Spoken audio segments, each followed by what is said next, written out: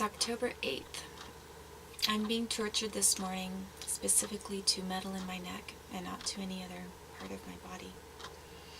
And it's not to any part of the bone in my neck at all. It's specifically a pulsing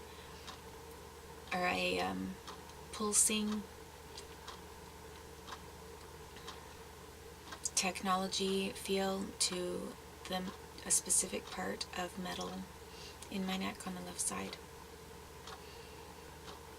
And that has been going on for about a half an hour. Right now it's a little bit after, it's about 9 o'clock actually.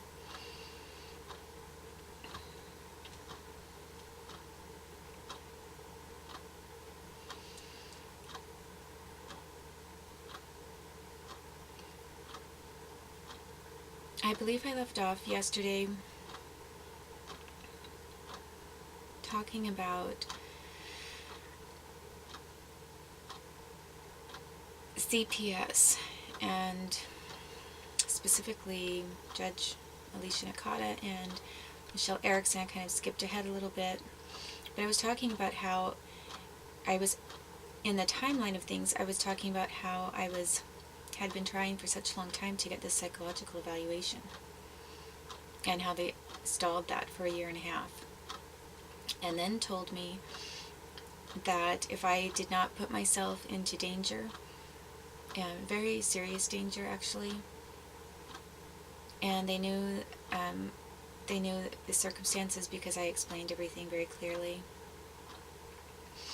I was told if I did not put myself in harm's way, I would not have another chance to have a psychological evaluation, and they would just immediately apply for termination of my parental rights, because they would then say that I had not complied with their request.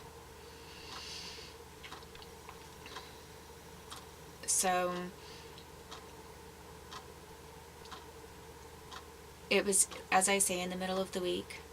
They knew very well that I didn't know a lot of people in the town of Wenatchee, and they also knew that in the middle of the week there was not probably going to be, I wasn't going to find somebody within 24 hours time that could leave their work and just take me all the way across mountain passes, several hours. It's something like 6 hours to Vancouver, and then spend a whole day there maybe, and then drive back. It just wasn't, they knew that that was not likely to happen. And they also knew that I had no money at all at that point. And by that time they had watched my every move. I had been back in Wenatchee for several months. I had been forced to try to stay in homeless shelters and that kind of thing. People knew that I did not have any money, and I had looked for work several times, but that didn't that was not productive. And when I tried to even volunteer to work as a volunteer for several different companies, that didn't go anywhere either. So basically, and I explained that.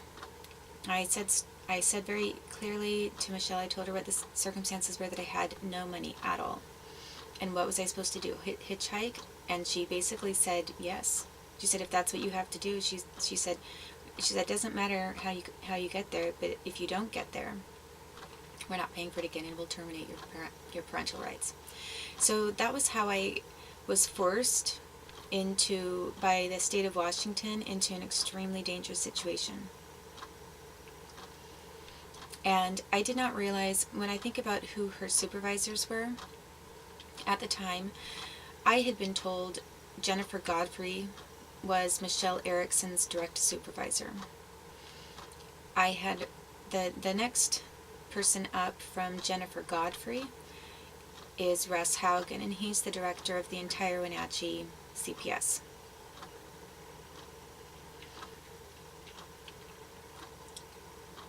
So if Michelle was claiming that there were people that were worse than she was, then she would have been referring to Jennifer Godfrey, Russ Haugen, and then nobody ever mentioned this person's name the entire time this case was pending, but I found out later that he was connected to everything having to do with my son as well, but for whatever reason they didn't want to bring his name up. Probably he knew that he shouldn't have his name mentioned until the very end, when he made a point of harassing me and mocking me when I was being served a notice of discontinuation of visits with my son. And that man was Tony Block. He was this Italian-American man who was also working on this case regarding my son the entire time. And I believe that it's a little unusual, because there is a reason why I was not given his name. And I believe that Tony Block is very, he knew what he was doing. He showed up at the very first hearing. He looked at me with hatred. I wondered who the man was that hated me so much. I later found out his name was Tony Block. I didn't know that he was working on my case, though. I just thought that he was there as an interested person at the time. And then at the very end, when I was being told I couldn't see my son anymore, he was the one who wanted to be the closer on that. And as I say, I was raped by an Italian-American in Wenatchee with police standing by, and I'm quite certain that Tony Block is friends with him. And as I say, I was also banned from a hotel that in Wenatchee called the Coast Hotel, that was owned by an Italian-American who lives in Seattle, Washington. And I'm quite sure that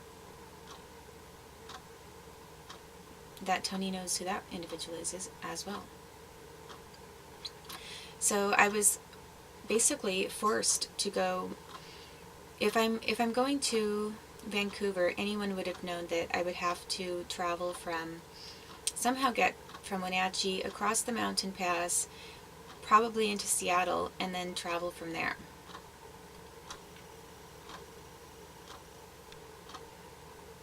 And I believe someone gave me just a little bit of money, like enough for a Greyhound bus pass if I got into Seattle, but I didn't have any money for even getting to Seattle. And there wasn't a bus. Basically, it was something like, once I got into Seattle, there were some buses that were leaving for Vancouver, but there are no buses, or there was no bus that I could get at that late of a date, the late of notice that CPS gave me, that they didn't have their travel arrangements made up. There wasn't a bus that I could schedule to even be on. Like, there was no bus available. So I was, that's what I was faced with, is being told, when they knew that there was no bus available, I was having to figure out, how do I get to Seattle? And then once I'm in Seattle, somebody had given me a little money, so I thought, okay, I can get a Greyhound ticket from there to Vancouver. But what was I going to do the rest of the time? The rest of the way there, and then trying to get back. So basically, I had to hitchhike.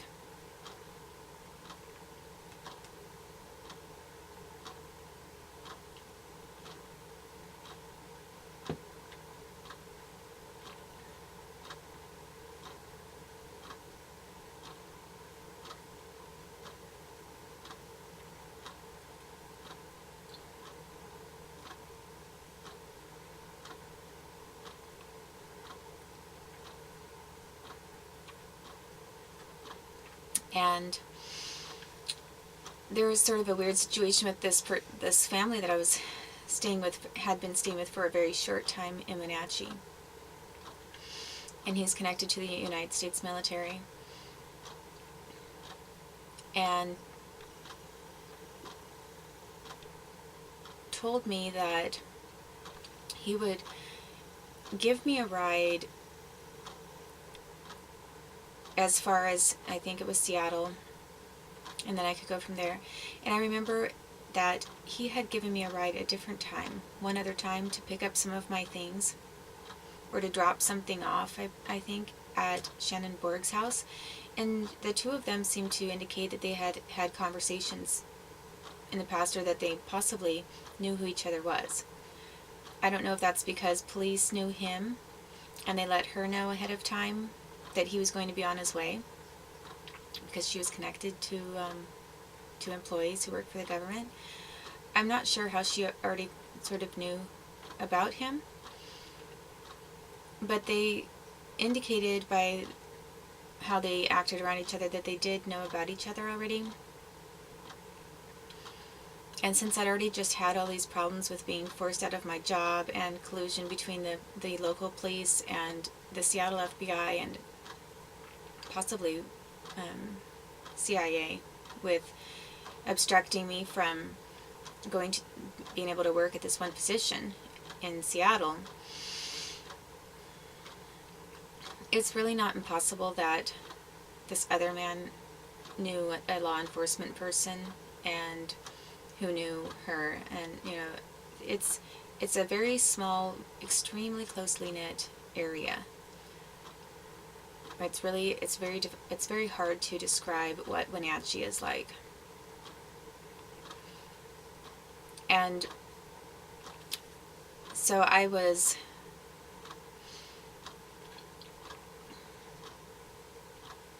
remember that I had a really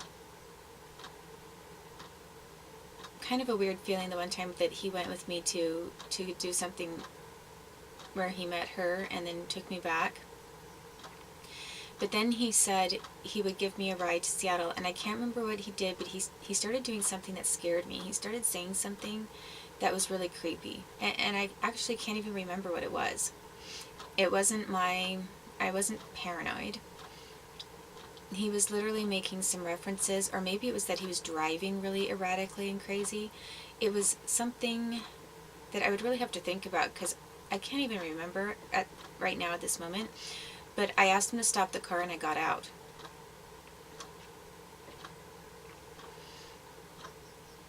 And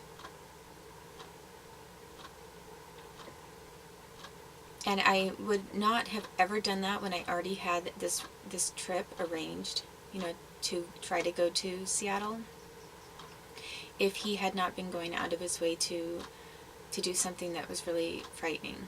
I mean, really frightening. I don't think I've ever gotten out of somebody's car just in the middle of wherever we were and just said, okay, let me out now. I mean, I don't think even some strangers have done anything that was scary. There was one truck driver one time when I was trying to get to the East Coast. That scared me, and so I didn't say I was getting out. At the next stop, I said I needed to use the restroom, and at the next stop, at the restroom, I just got my things and left. But because of the way he was acting, it was scary enough to where I did feel that I needed to get out. And I did, and then he left, and he just had a crazed look in his eyes. It was just really weird, because he's sort of a very normal-looking person. He looked like he was trying to help. He even made a statement for me, along with a bunch of other neighbors, saying that my car was being targeted, but no other cars were being targeted in the area, and that I was a very good mother, that I took my child out all the time. I had collected about 30 witness statements from people who knew how I was with my child, and that I was not mentally ill or or delusional or a bad parent or negligent in any way.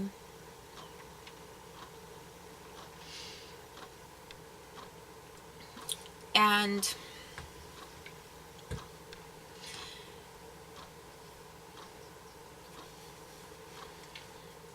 so I had all these witness statements, and he was someone who also was willing to do that, but that was also when I was with Alvaro, so I don't know if, at the time, being connected to him in some way or having a fiance was an incentive for some people to do that, to agree to do that. I don't know.